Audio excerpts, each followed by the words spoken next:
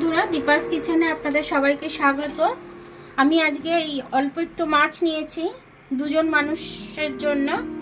তো এই মাছটাকে দিয়ে আমি একদম মশলা ছাড়া আমি একটা তরকারি করব, আলু সিম টিম দিয়ে।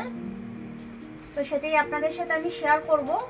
তো চলুন আমি মাছটা কিভাবে এটা করে নিই মশলা ছাড়া সেটা দেখে নেব। তেল গরম বসিয়ে দিয়েছি ওখানে। আর এটা হচ্ছে বাটা মাছ, এটা হচ্ছে বাটা মাছ। এই বাটা মাছ কটা আমি রান্না করব। তো আমাদের বাড়িতে খাবার লোক বেশি কেউ নেই, মাত্র দুজন আছে। দুজনের জন্য এই মাছটুকু আমি রান্না করব। একটা আলু কেটে রেখেছি এখানে আমিতে। আর এই কটা সিম নিয়েছি, দুটো টমেটো নিয়েছি, আর কটা কাঁচা লঙ্কা দেব। এবার আমি মাছটা ভেজে নেব।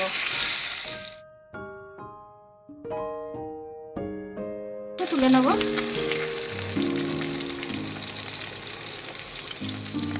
একটু কালো জিরে ফোড়ন দিয়ে নেবো আমি।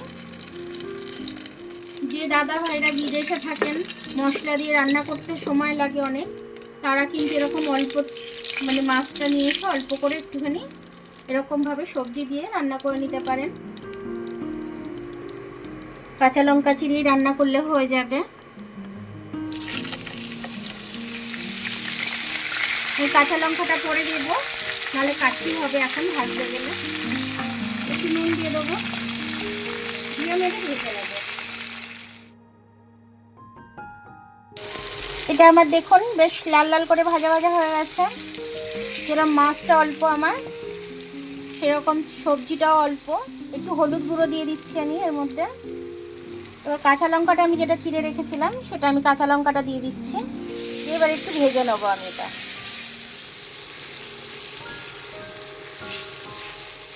এরকম করে কিন্তু যারা বাইরে কাজ করেন তারা কিন্তু ইজিভাবে এরকম অল্প করে করে আপনারা খেয়ে কিন্তু কাজে যেতে পারেন। এবং কাজ থেকে এসেও যখন আপনারা পারেন না, তখন এইভাবে কিন্তু রান্না করে আপনারা যে কোনো সবজি এর মধ্যে দিতে পারবেন। যেরকম ধরুন আপনারা কাঁচকলা দিতে পারবেন, পেঁপে দিতে পারবেন এই সবজিটার মধ্যে দিয়ে, কিন্তু টমেটো দিয়ে দেবেন দুখানা। একদম দুর্দান্ত কিন্তু খেতে হবে, একদম দারুণ খেতে হবে।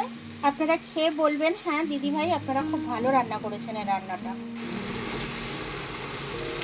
হলুদটা দিয়ে কষা হয়ে গেছে, এবার জলটা দিয়ে দিচ্ছি আমি।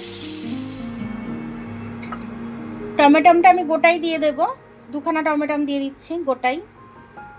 গোটা টমেটোটা দিয়ে দিলাম।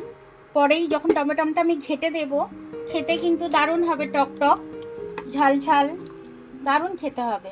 আলুটাও সেদ্ধ হয়ে যাবে আমার খুব সুন্দরভাবে, মাছটাও আমার হয়ে যাবে। এরকমভাবে মাছটা যে আপনারা রান্না করে খাবেন, কোনো আস্তে গন্ধ কিন্তু ছাড়বে না একদম। আপনারা করে খেয়ে কমেন্টস করে আমাকে জানাবেন। এটা ঢাকনাটা খুলে আমি দেখে দিচ্ছি তরকারিটা।